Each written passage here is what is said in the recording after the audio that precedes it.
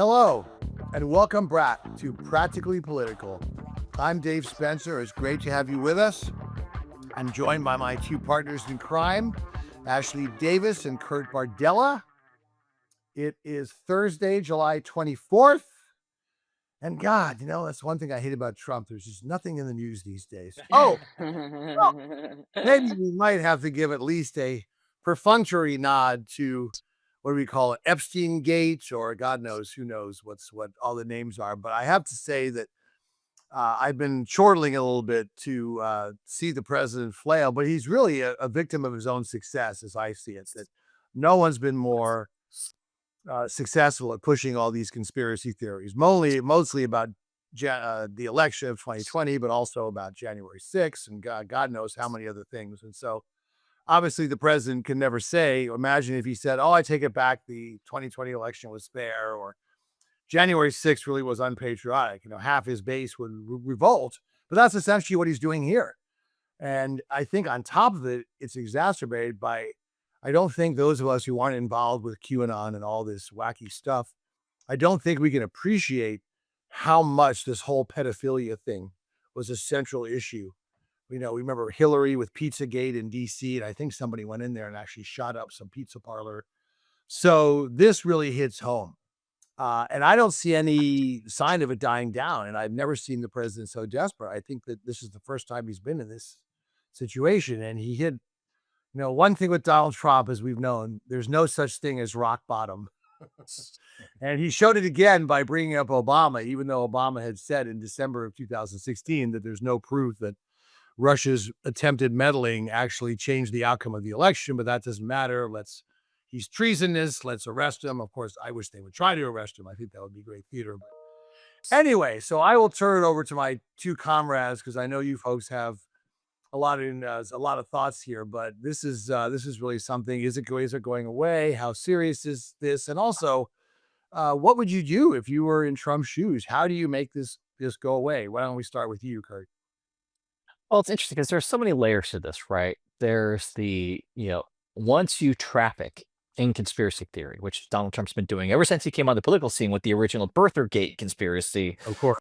you Right. create this machine that pumps it out, that spoon feeds it to your most ardent supporters, and you begin to distort reality. It's almost inevitable when you traffic in that so frequently and so successfully, even that at some point you're on the opposite side of that. And that's why, in this case, this Epstein issue is so potent. This is not the creation of the legacy media. This is not the creation of Democrat operatives or some left-wing progressive, conspiracy theory to get Donald Trump. This was started and given air and oxygen by the MAGA world. Like it was JD Vance, it was Dan Bongino, it was Charlie Kirk and Megyn Kelly and all of these voices that have taken up such residence in the political conversation that drove the Epstein narrative for so long, that now that you're in power and now that promises were made about transparency, all of a sudden you do this 180 to the point where you're even willing to file a multi-billion-dollar lawsuit against Rupert Murdoch to try to silence the Wall Street Journal's reporting. Um, it's like this isn't going to go away because the people who propped it up and the audience who consumed it more than any audience in the world were your most ardent supporters. This wasn't Rachel Maddow. This wasn't Democrat operative Stephanie Cutter. This wasn't an everyday juggernaut of progressive media or AOC. It was Republicans that were talking about this exhaustively for years. And so it's not going to go away. Um, and the more information comes out, the worse it really looks for Donald Trump. Well, and before you respond, Ashley, let me just interject. This is the first time.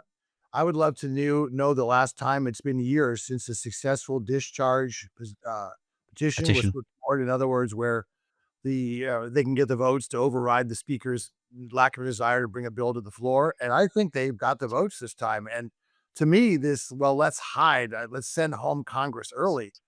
I think that's a really bad mistake, just as I think the whole Obama thing is a really bad mistake that's going to come back and bite him. But what say you, Ashley? No, I just, there's something here, and I don't know what I always say this to you too, we don't know what we don't know.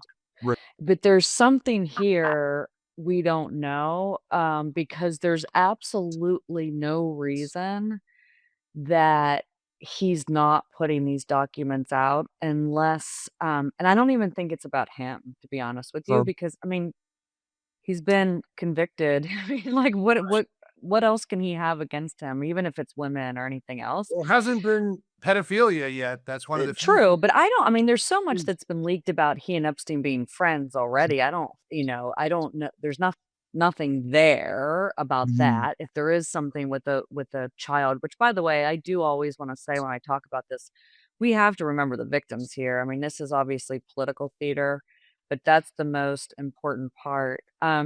So I don't know what it is, and I get questioned about this all the time, but the fact that the speaker is doing what the speaker's doing, in regards to, obviously the tensions were too high. First of all, everyone's tired of each other here. We've been in session way too long with a lot of contentious issues over the last 6 months.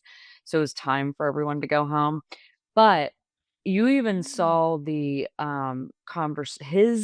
speaker's conversation or talking points switch over the last week when he said before, yes, everything should come out because I think he was thinking what the MAGA base is saying. Yes, everything was good. Then when he said this week was everything should come out that isn't impactful of somebody that's innocent. And so I don't know if it's victims' names they aren't putting out there and if they put certain people's names out. I just there's some disconnect that I think they need to discuss because otherwise it looks like we're hiding the Republicans or Trump or whatever are hiding the ball, which makes the story even worse.